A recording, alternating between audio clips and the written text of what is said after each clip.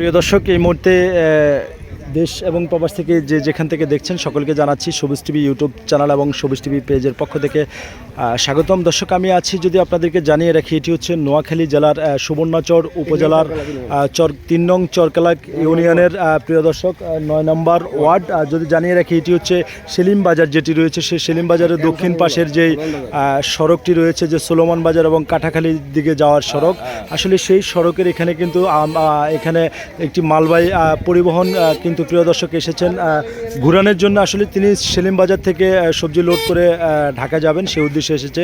এখানে ঘুরাতে এসে কিন্তু সেই নিয়ন্ত্রণ হারিয়ে প্রিয় দর্শক একেবারে ঘাতার ভিতরে আটকা পড়ে গিয়েছে। এবং তার পাশাপাশি যদি জানিয়ে রাখি, এখানে একটি ট্রাক্টর আপনাদেরকে আমি দেখানোর চেষ্টা করছি, সেই ট্রাক্টরটাও কিন্তু নিয়ন্ত্রণ হারিয়ে একেবারে চোরা বালুর ভিতরে আটকা পড়ে গিয়েছে। প্রিয় দর্শক, দেখছেন এখানে তো উৎসব জনতার ভিড়। প্রিয় দর্শক,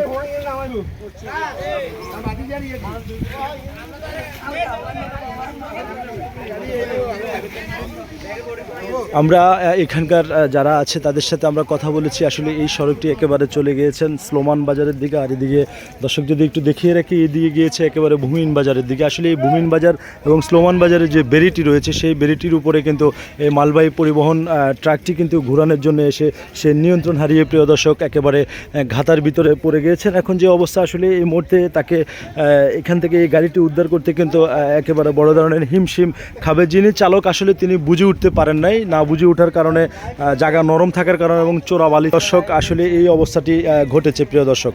তো আমি আপনাদেরকে দেখানোর চেষ্টা করছি, চালক খুবই অভিজ্ঞ থাকার কারণে প্রিয় দর্শক গাড়িটি নিয়ন্ত্রণ করতে কিন্তু সক্ষম হয়েছেন। আসলে এখানকার যারা আছেন তারা কিন্তু তাকে যদি বিষয়টা অবগত করতে, তাহলে সেই এই কাঁচার ভিতরে কিন্তু গাড়িটি উঠাতো না প্রিয় দর্শক।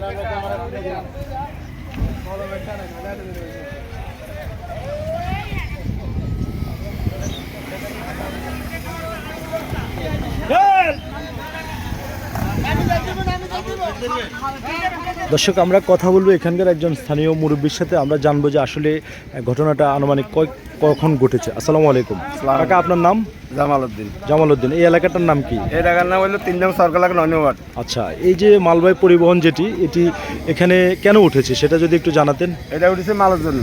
মাল মানে এখানে কি গাড়ি ঘুরানোর জন্য আসছিল? না, গাড়িটা ঘুরানোর জন্য আসছে। আচ্ছা, তো এটা ঘুরানোর জন্য এসে মানে বালু চোরা বালির ভিতরে আটকা পড়ে গেছে। হ্যাঁ, নরম বালু। তো এই ট্রাক্টরটা কোথায়, মানে এই ট্রাক্টরটা এদিকে কেন গেল? এটা ট্রাক্টরটা এটা হুক দিকে নাইছে। আচ্ছা, তো আসি এটা এখান দিয়ে এটা মনে করছে মাটি শক্ত করে নামাই দিচ্ছে। মাটিটা হলো লুজ, সেও এই কারণে আটকে পড়ে গেছে। আচ্ছা, ধন্যবাদ। প্রিয় দর্শক, এই ছিল আমার কাছে নোয়াখালী সুবর্ণচর উপজেলার থেকে সর্বশেষ খবর।